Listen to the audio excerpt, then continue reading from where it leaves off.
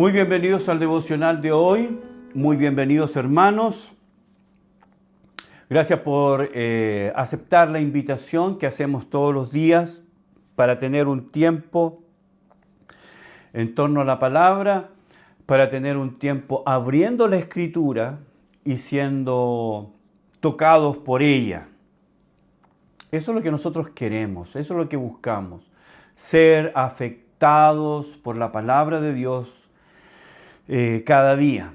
Cada día es importante que nosotros tengamos un tiempo estudiando la palabra de Dios. Ayer comenzamos una serie, una nueva serie, en donde hablaremos de los héroes de la fe. Y para ello estamos abriendo la Escritura en el capítulo 11 del libro de los Hebreos. Capítulo 11, si tiene su Biblia, lo invito a abrirla conmigo. Hebreos capítulo 11. Y ayer comenzamos a estudiar la definición de lo que es fe. ¿Qué es lo que nos dice el autor de Hebreos que es la fe? La primera palabra que estudiamos ayer es la palabra certeza. La palabra certeza. Es pues la fe, la certeza. Vamos a abrir nuestra Biblia entonces en Hebreos 11. Dice Hebreos 11.1, dice, es pues la fe la certeza de lo que se espera, la convicción de lo que no se ve. Porque por ella alcanzaron buen testimonio los antiguos. Por la fe entendemos haber sido constituido el universo por la palabra de Dios, de modo que lo que se ve fue hecho de lo que no se veía. Ayer dijimos que la fe puede venir a nosotros porque oímos a Dios. Eso es fe. La fe no es un paso a la nada, no es un salto, ¿cierto?, con los ojos cerrados. Tampoco la fe es un suicidio intelectual. La fe tampoco es negar la realidad. Eso no es fe. La fe es Dios habla, yo escucho, yo creo y yo actúo en consecuencia a lo que yo he oído de parte de Dios. Recordábamos las palabras de George Mueller, este hombre que levantó orfanatos, hospederías, albergues para miles de niños en Inglaterra en los años 1800 sin recibir ni un solo apoyo de entidades gubernamentales. Él decía, las dificultades son el alimento de la fe. Las dificultades, las adversidades, la oposición es de lo que la fe se alimenta. La dificultad de la oposición es el alimento de la fe. ¿Por qué? Porque la fe tiene su sustento en lo que Dios es, en lo que Dios ha hablado.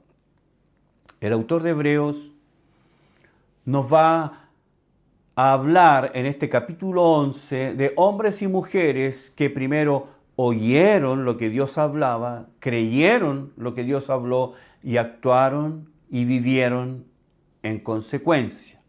Estos hombres y mujeres son ejemplo, primero, para creyentes del primer siglo que estaban abandonando el cristianismo porque estaban en medio de mucha persecución.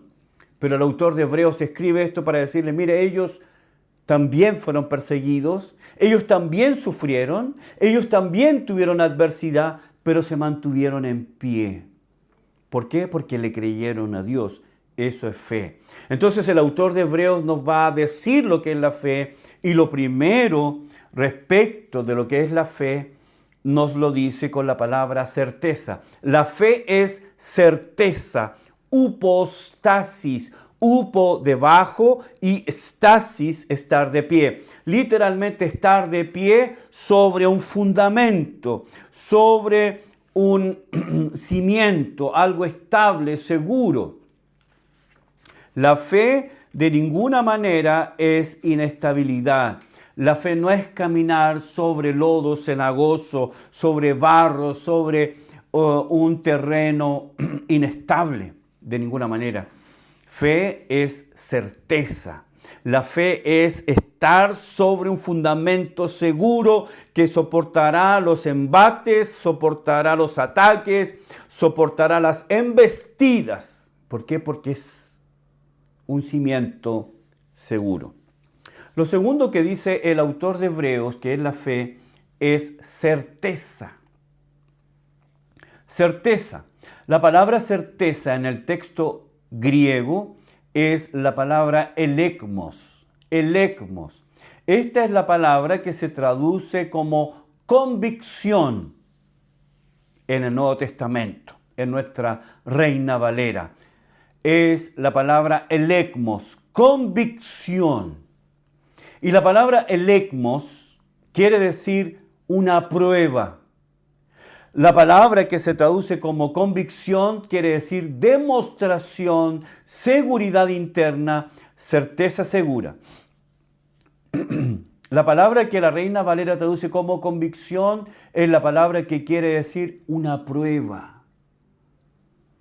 Es la prueba interior de que Dios hará todo lo que Él ha dicho que hará, porque Él es lo que Él ha dicho que es. Es esa confianza, es una prueba, es una evidencia tan fuerte, tan poderosa, tan absoluta, que causa en nosotros sino convicción. La palabra convicción literalmente proviene de la palabra de donde nosotros sacamos la palabra convicto. Alguien que está atado. Un convicto es alguien que está atado, que está limitado. Alguien que no se puede mover. Alguien que está atrapado. Hermanos, entonces la fe no es solo certeza, sino que es también convicción. La palabra convicción quiere decir que yo estoy atado a la prueba. Yo estoy atado a la certeza. Estoy atado. No me puedo mover de eso. Estoy atrapado por la verdad. La verdad ha sido tan evidentemente demostrada que no tengo otra opción. No tengo a dónde moverme. Convicción. Soy convicto. Soy preso de la realidad. No podría negarla. No podría decir otra cosa. Es así y es así. Esa es la palabra que se traduce como convicción. Certeza absoluta de que Dios es lo que Él ha dicho que es y de que Él hará lo que Él ha dicho que hará. Hermanos, es eso. La certeza, permítame repetir el punto. No es caminar en una nebulosa, en un camino incierto, en un piso inseguro. No es caminar en un terreno inestable. Es seguridad. Es seguridad. A pesar de las cosas que están ocurriendo a mi alrededor. Eso es convicción. La tercera palabra que el autor de Hebreos usa para hablar de la fe es que la fe es un testimonio. Dice, por la fe entendemos haber sido constituido el universo por la palabra de Dios, de modo que lo que se ve fue hecho de lo que no se veía. Y en el verso 2 dice, porque por ella alcanzaron buen testimonio los antiguos. Buen testimonio. La palabra testimonio es la palabra martureo. Martureo. Es una palabra interesante en el texto griego que se traduce como testimonio. Y la palabra martureo quiere decir dar testimonio, testificar. La palabra martureo es la palabra que da origen a nuestra palabra mártir. Mártir. Uno que testifica incluso llegando hasta la muerte. Es que no puedo negar, no tengo cómo negar, y estoy dispuesto hasta la muerte porque yo tengo la convicción, tengo el testimonio de que lo que yo he oído es cierto, porque procede de un Dios verdadero. La palabra quiere decir entonces un testimonio, alguien que da un testimonio, alguien que es testigo, tiene la misma raíz. Entonces de aquí en adelante Dios dará testimonio, certificará a través de la vida de los héroes de la fe que lo que Él ha prometido es cierto, de que las Escrituras son ciertas, de lo que ha salido de la boca de Dios es cierto y verdadero. Tanto así que los que oyeron eso estuvieron dispuestos a dar su vida. Un mártir es aquel que está dispuesto a testificar que lo que cree es cierto, incluso estando dispuesto a dar su vida, estar completamente convencido. Escúchame algo. Muchas personas pueden vivir con una mentira o pueden vivir por una mentira. Pueden vivir ocultando la verdad por mucho tiempo y viviendo una mentira. Pero quiero decirle algo, nadie está dispuesto a morir por una mentira. Hasta ahí termina la mentira. La gente puede vivir por una mentira, pero nadie está dispuesto a morir por una mentira, dar su vida por una mentira y sobre todo si él sabe que es una mentira. Los apóstoles estuvieron dispuestos a dar su vida, porque cualquiera de ellos pudo haber dicho, no, en realidad inventamos la idea de la resurrección. Nunca vimos a Jesús resucitado. Lo inventamos lo de la tumba vacía, inventamos su ropa ahí en la tumba, nosotros secuestramos el cuerpo, todo fue una invención. El hecho es que ellos estuvieron dispuestos a morir por eso. ¿Alguien puede vivir por una mentira? Nadie está dispuesto a morir por una mentira. Eso es lo que quiere decir la palabra martureo. Alguien que está dispuesto a morir por lo que cree, porque sabe que es cierto. Oswald Sanders dijo lo siguiente, escuchen lo que él dijo. La fe capacita al creyente para ver lo futuro como si fuera presente y lo invisible como si fuera visible. Eso es lo que hace la fe. Eso es lo que hace la fe. Aun cuando el creyente no lo pueda ver, pero sabe que está ahí. El creyente sabe que lo que está prometido hacia el futuro es tan cierto como si fuera presente. Eso es la fe.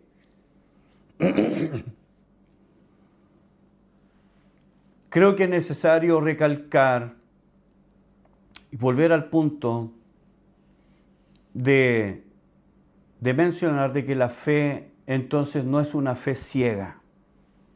La fe no es creer por creer. Creer no es un fin en sí mismo.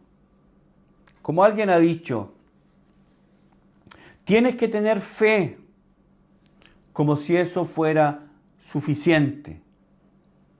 No es fe en fe, no es solamente creer por creer. No importa lo que creas, es la filosofía actual, ¿no? Lo que oímos en los pasillos, en los colegios, en los hogares, las conversaciones entre amigos. No importa lo que creas, con tal que creas. Como si la fe por sí mismo fuera importante. La fe en fe. Muy por el contrario, la fe verdadera no es fe en fe. La fe verdadera es una fe razonable, es una fe objetiva, es una fe intelectual. La fe es razonable, primero, porque la fe no es un suicidio intelectual. No puedo gozarme en el corazón, no puedo gozar en mi corazón con lo que mi mente rechaza. No es un divorcio entre lo que tengo aquí y lo que tengo acá. La fe es fe inteligente, es fe que incluye la mente, las emociones, la voluntad. La fe en el cristianismo es una fe con evidencia, es una fe razonable, no es una locura. La fe también es objetiva porque tiene un objeto. La fe no es fe en fe. No, la fe es creer en alguien. Ese alguien es el objeto de mi fe. Es alguien en el que nosotros confiamos. La fe verdadera pone toda su esperanza en el carácter, en la naturaleza, en las palabras y la promesa de una persona, Dios.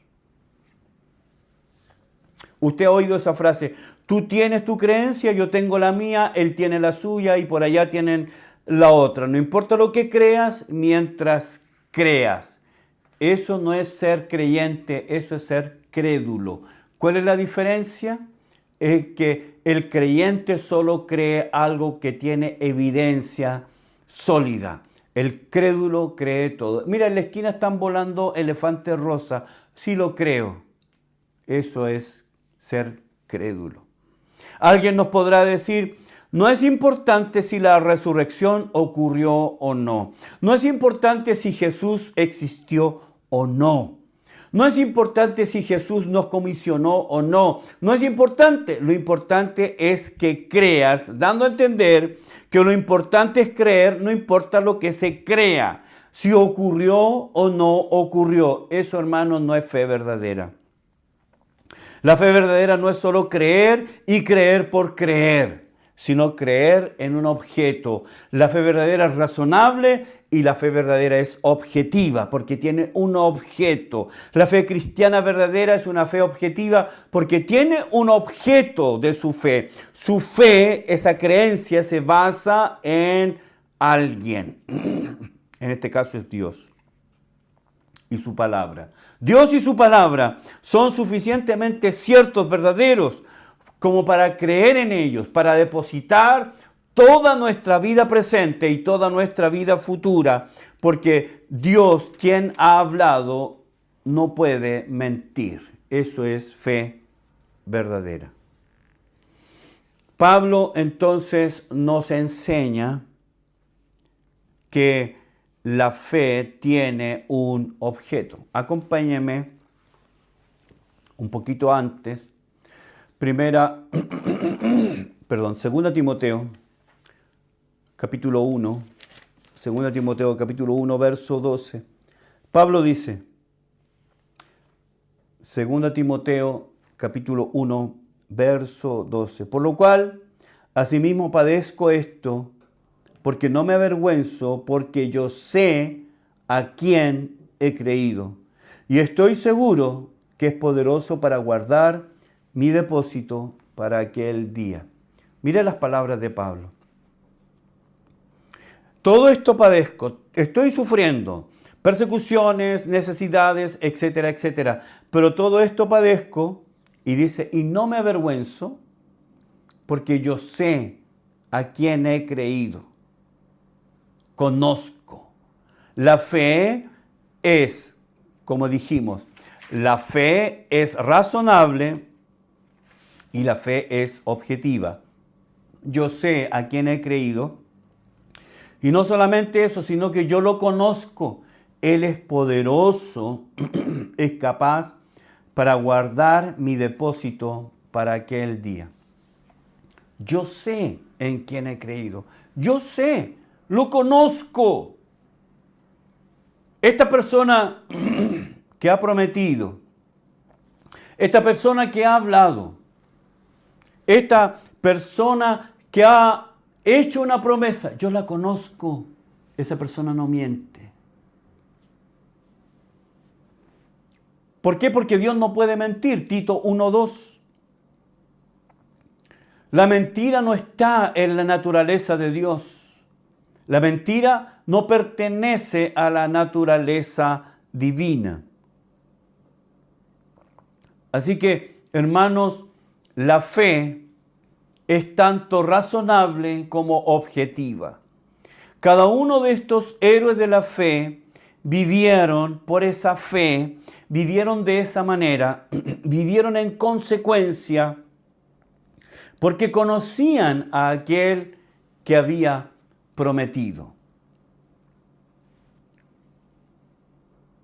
Me acuerdo, más de 20 años atrás, yo estaba trabajando en una empresa. Esta empresa comenzó a tener problemas económicos. Normalmente nos pagaban los 5 de cada mes. Luego se fue extendiendo al día 7, 10, 12, 15. Después comenzaron a parcializar los pagos. La empresa no estaba bien.